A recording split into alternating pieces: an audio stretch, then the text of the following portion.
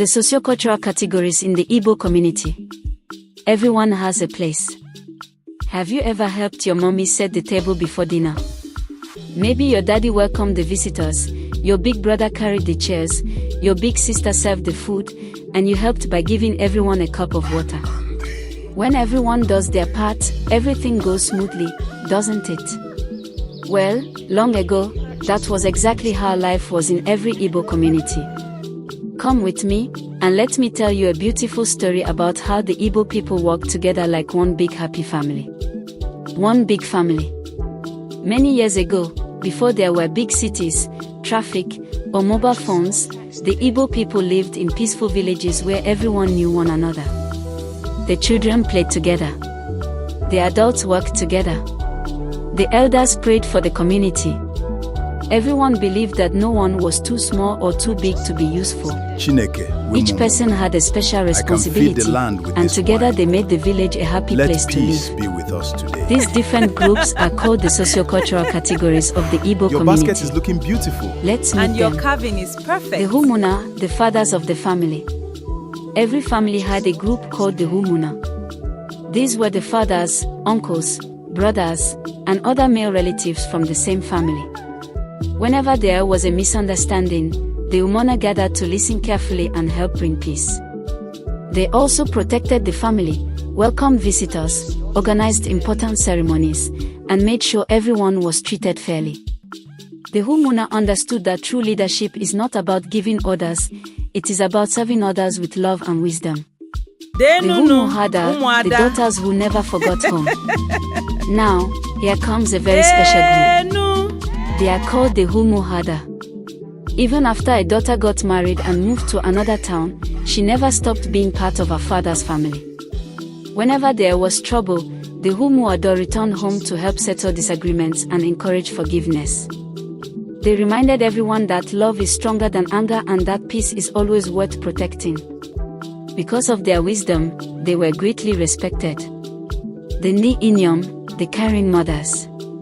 The married women, known as Ndi Inyom, were like the heartbeat of the community.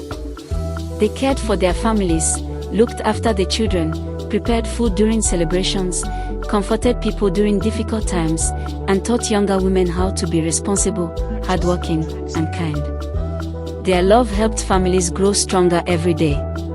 The Yumukorobia, the strong and energetic youths. Every village also had hardworking young people called the Yumukorobia. They were full of energy. Whenever there was work to do, they were always ready.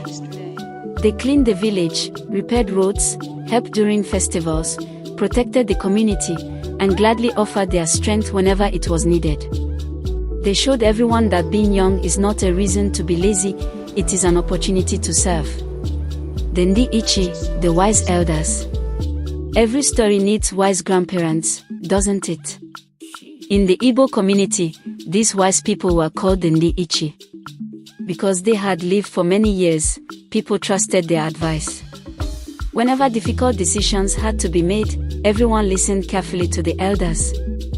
They taught the children good manners, shared stories about their ancestors, and reminded everyone to live with honesty, respect, and integrity.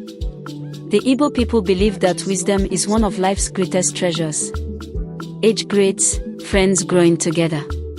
As children grew older, many who were about the same age belonged to the same age grade.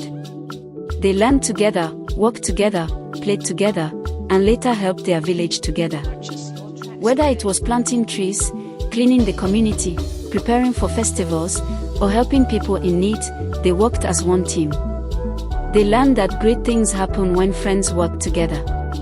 Everyone had something important to do. One beautiful thing about the Igbo community was that nobody believed they were more important than everyone else.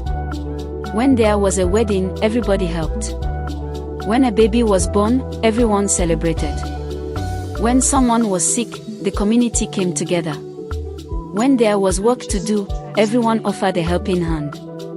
Each person had a role, and every role mattered. That is why the Igbo people say that a community grows stronger when everyone cares for one another. What can we learn? Children, this beautiful story teaches us that God created every one of us for a special purpose. Just as every group in the Igbo community had an important role, God has given each of us special gifts to bless others. Some people teach. Some people lead. Some people sing. Some people encourage others. Some people help quietly without expecting applause. The Bible tells us in 1 Corinthians 12 that we are like different parts of one body.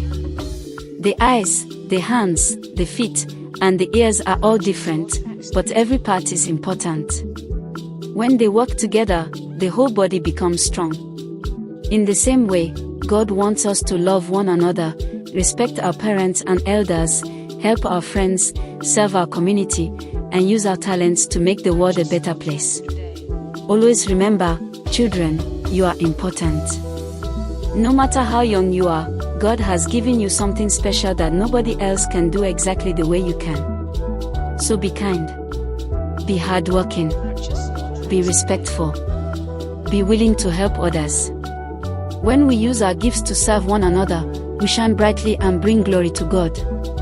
And that is the beautiful story of the sociocultural categories in the Igbo community, where everyone had a place, everyone had a purpose, and everyone helped to build a stronger family and a better community.